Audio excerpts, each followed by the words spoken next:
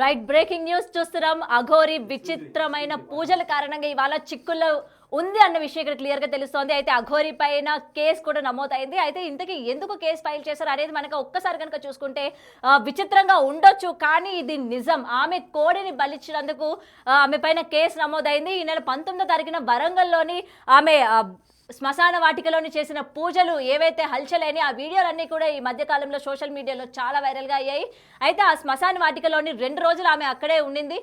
ఉంటూ కూడా రాత్రిపూట ఆమె కోడిని బలి ఇచ్చి పూజ కూడా చేయడం జరిగింది. అయితే దీనికి సంబంధించి కోడిని బహిరంగంగా బలి ఇచ్చినందుకు ఆమె పైన కేసు నమోదు చేశారు. అయితే ఇంతే కాకుండా ఆమె పైన కరీంనగర్ జిల్లాకు చెందిన రోహన్ రెడ్డి అనే వ్యక్తి అతని పైన అఘోరి పైన కేసు నమోదు చేసినట్టు కూడా తెలుస్తోంది.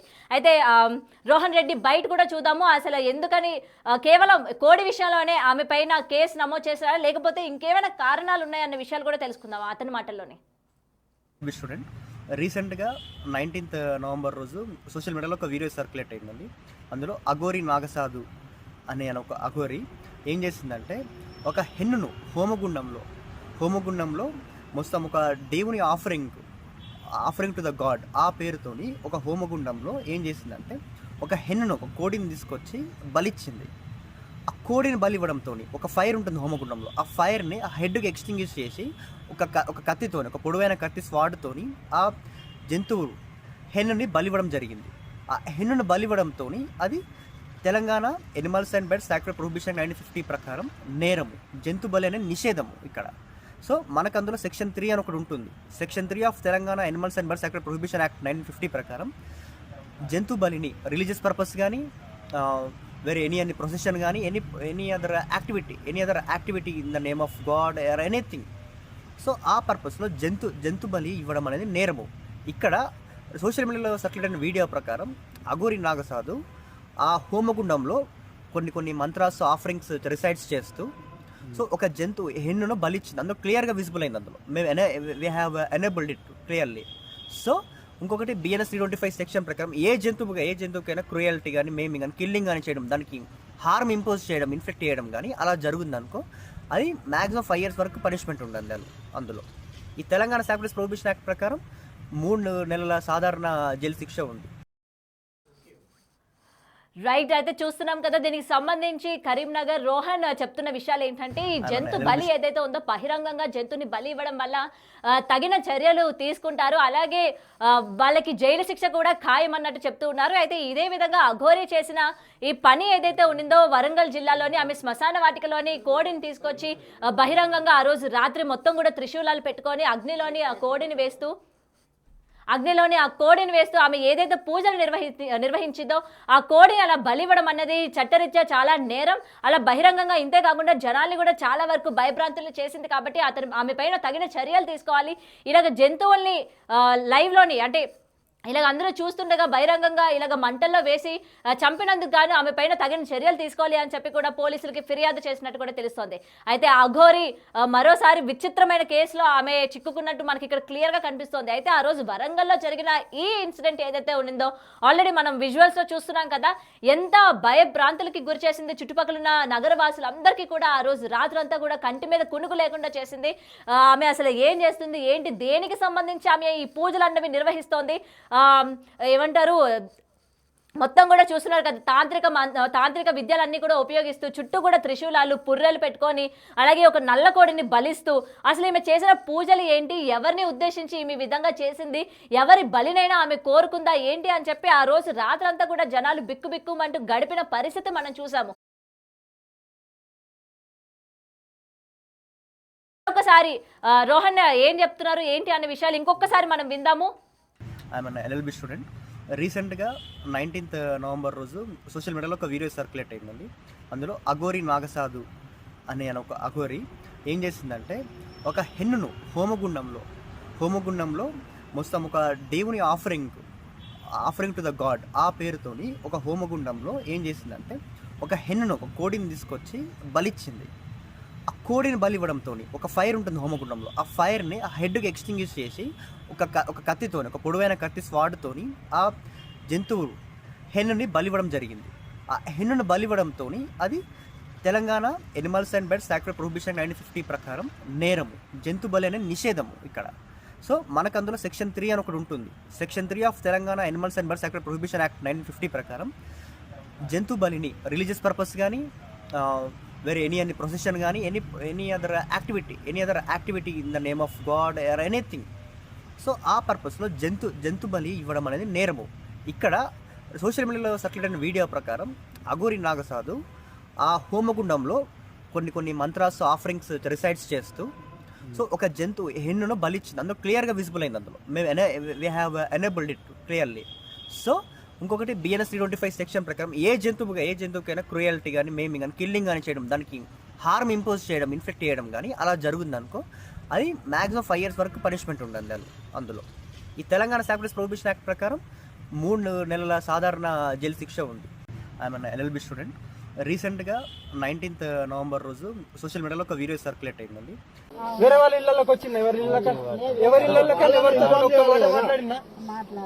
నువ్వు అట్లా వస్తాను అని ఇక్కడ అందరు భయపడతాను కదా, పిల్లలందరూ చూడలే కదా ఎప్పుడు అట్లా. నేను రోడ్డు మీద అట్లా తిరగలే కదమ్మా, రోడ్డు మీద ఎప్పుడైనా తిరిగినా మీరు చూసిళ్ళు, ఎవరితోనన్నా మాట్లాడినా రోడ్డు మీద తిరిగినా జస్ట్ తెలుసా వాళ్ళ కోసం కారు దిగి వాళ్ళ ఇంట్లోకి పోయినా నాకు తెలుసు మరి వాళ్ళ కోసం వాళ్ళ సిద్ధాంతం నీకు తెలుసా, వాళ్ళ నైతిక విధానం తెలుసు. నేను మాట్లాడతాను, నాకు సమాధానం ఇవ్వకపోతే అడుగు మరి. మాట్లాడేవాడు ఏం సార్ ఏం మాట్లాడాలి నాకు అర్థం కాదు. మాకేమైనా అవుతుందా ఆయన గ్యారంటీ సంక్రాంతి తీసుకుంటాం ఆయన పేపర్ రాసిస్తాడు. నేను రాసిస్తా, అది కావాలి నాకు. నేను రాసిస్తా.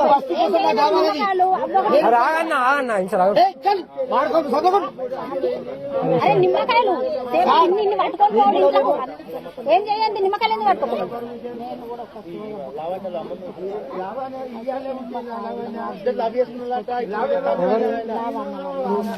తమ్ముడాట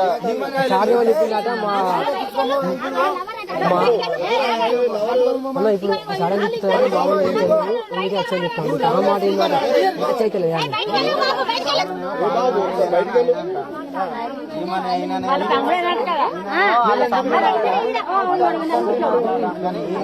కొద్దిగా దిష్టి అంటే ఇప్పుడు ఆడబిడ్డ ఉన్నావుగా, నీ ఇంటికి నేను వచ్చాను, దిష్టి తీయాలి మరి ఇంకా నేను పడేసింది. ఇవి అదే నిమ్మకాయలు ఇప్పుడు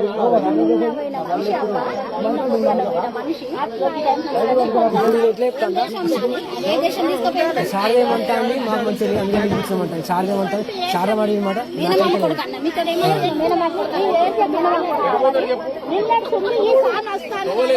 అని డౌట్ మాకు అంతే. నేను డౌట్ క్లియర్ చేస్తున్నా కదా నువ్వు అమ్మా.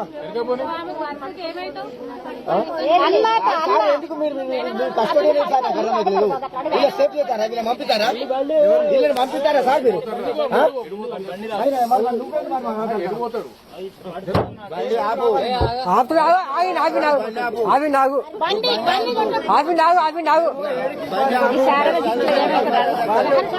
ఏం లేదు, ఏ చుట్టాలు లేదు.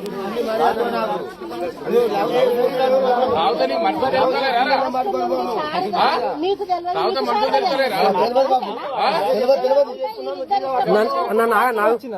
అన్నని కావాలి. నువ్వు అన్నమైతే బట్టలు వేసుకొని రావాలి. అన్నమైతే నువ్వు గిట్ల కాదా చూడు, వచ్చి ఆ చుట్టాన్ని ఈ చుట్టాన్ని పిలిచినా గానీ మధ్యలో కులాన్ని పిలిచినా గానీ మాట్లాడాలి. నేను ఏ ఆడబిడ్డకి కూడా నేను పిలవలేదు. నేను డైరెక్ట్ కార్ దిగి వాళ్ళ ఇంట్లోకి పోయినా వాళ్ళ అవ్వ పర్మిషన్ తీసుకొని. అవునా, వాళ్ళ అవ్వ పర్మిషన్ తీసుకొని ఎటంటే అటు పొమ్మంటది, ఎటంటే రమ్మంటది, ఏ రాత్రి అంటే అటు రమ్మంటది. వాళ్ళ అవ్వ బోకర్ రావు, మరి ఇక వాడలో నడవదు అట్లా. అవి వాడలో అట్లా నడవది, బోకర్తనాలు నడవాయి. ఇక్కడ ఎవరు బోకర్తనం అది బోకర్తనమే అంటారు దీన్ని. దీని బోకరను బోకరని కాకపోతే మంచి లెక్కున్నావా? ఇట్లా నిశ్శబ్దంగా తీసుకుపోవడం, నిశ్శబ్దంగా తీసుకొచ్చుడు. నిశ్శబ్దంగా ఎవరు పోలే, పొద్దున్నే వచ్చా. ఏ కులాన్ని అడిగి తీసుకుపోయినావు? ఏ కులాన్ని అడిగి తీసుకుపోయినావు? ఎవరిని అడిగి తీసుకుపోయినావు నువ్వు? తల్లి పంపించిన ఏ వాడేం చేస్తాడు గాడి నాచని నన్నేం చేస్తాడు? దయచేసి ఏమనుకోకు.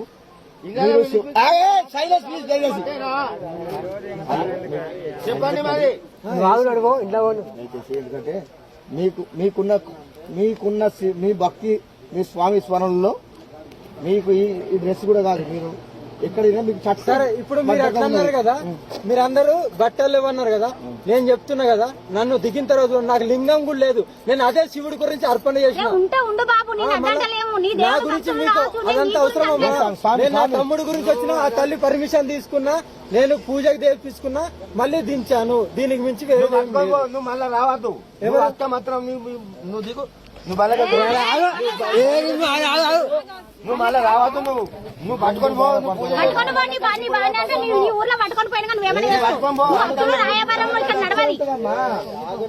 లౌకిక వాళ్ళకు శిక్షణ ఉంటది, నాకు తెలుసా. ఊరు గొడ్డు పోయిందా మొత్తానికి? అంటే ఇక్కడ లవ్ చేసుకున్న వాళ్ళ పిల్లలు ఎక్కడ దగ్గర ఉన్నారా? గాజులు పెట్టుకొని నేను పెట్టుకున్నా తండ్రి, నాకున్నాయి అంటున్నా. నేను నీకున్నా బడిగా నచ్చినావు లంచోడుగా. రాగో స్వామి బయటిది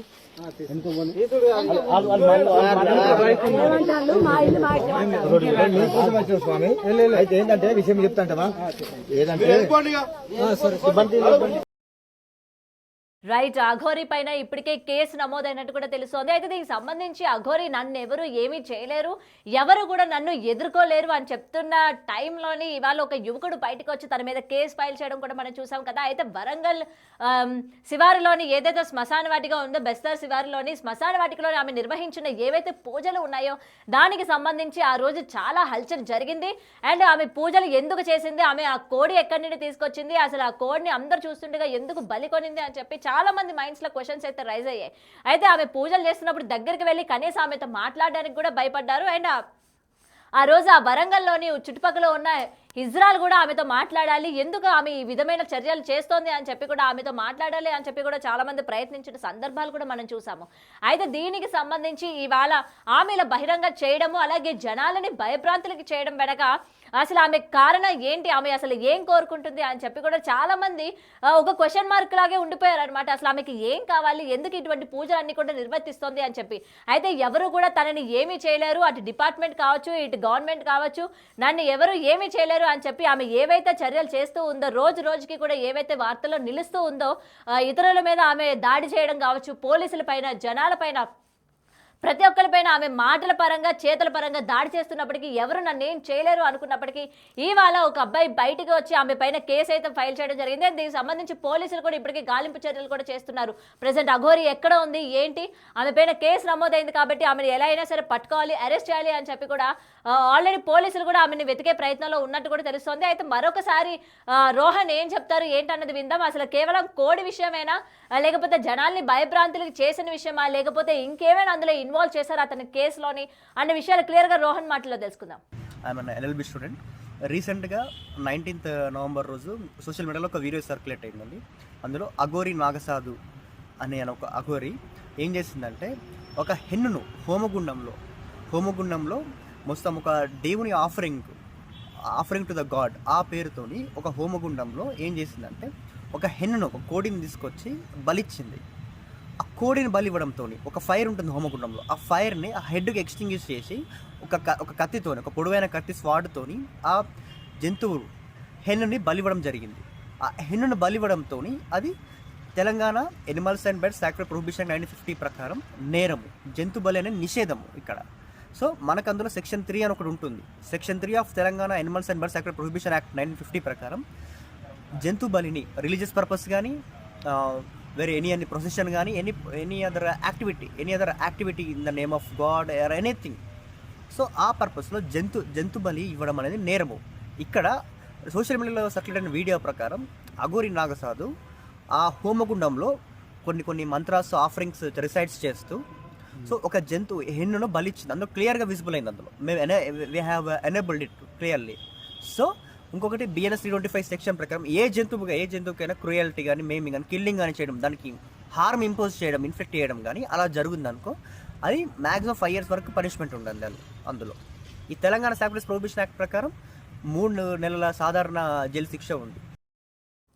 రైట్, ఇప్పటికీ రోహన్ రెడ్డి మాటల్లో విన్నాం కదా, సెక్షన్ 325 కింద జంతువుల్ని హింసించినందుకు ఆమె పైన కేసు కూడా నమోదు చేసినట్టు కూడా తెలుస్తోంది. అయితే ప్రెసెంట్ ఆమె ఈ విధమైన చర్యలు చేపట్టకుండా, అంటే తరువాత మళ్ళీ ఇటువంటి చర్యలు చేపట్టకుండా ఎవరో ఒకరు ముందుకు రావాలి అని అనుకుంటున్న టైంలోనే రోహన్ రెడ్డి తనుగా బయటికి వచ్చి అఘోరి పైన కేసు పెట్టడం చూసాము. మరి పోలీసులు కూడా ఇప్పటికీ అఘోరికి సంబంధించి ఆమె ఎక్కడుంది, ఏంటి, ప్రెసెంట్ ఏ ఊర్లో ఉంది అని చెప్పి కూడా దానిని వెతుకుతున్నట్టు కూడా తెలుస్తోంది. అండ్ దీనికి సంబంధించి ఆమెని అరెస్ట్ చేస్తారా లేదా అన్నది కూడా ఇక్కడ ఒక క్వశ్చన్ మార్క్గా మారింది. ఒకవేళ ఆమెను పట్టుకున్నప్పటికీ ఏదైతే ఈ 325 సెక్షన్ కింద కేసు ఏదైతే నమోదు చేస్తారో దానికి సంబంధించి ఆమెను తీసుకొచ్చి పోలీస్ స్టేషన్లో పెడతారా, లేకపోతే కౌన్సిలింగ్ లాంటిది ఏమైనా ఇచ్చి, అంటే ఇటువంటి చర్యలు తరువాత మళ్ళీ చేపట్టకుండా ఉండాలి అని చెప్పి వదిలేసే ప్రయత్నాలు ఉన్నాయా అన్న విషయాలపైన కూడా ఇంకా చాలా మంది ఆరా తీస్తున్నారు అనమాట. మళ్ళీ ఇటువంటి చర్యలకి తగిన చర్యలు కానీ తీసుకోకపోతే, పోలీసు వ్యవస్థ కూడా దీనిలోని గట్టిగా కానీ ఉండకపోతే, మళ్ళీ అఘోరి ఇవాళ కోడిని బలి ఇచ్చింది, రేపు పొద్దునే ఇంకేవైనా సరే బలి ఇచ్చి జనాలని భయభ్రాంతులు చేసే ఛాన్సెస్ ఉన్నాయి. కాబట్టి ఈసారి పోలీసులు గట్టి యాక్షన్ తీసుకోవాలి, ఆమెను ఎలా అయినా సరే రిమాండ్లోకి తీసుకోవాలి.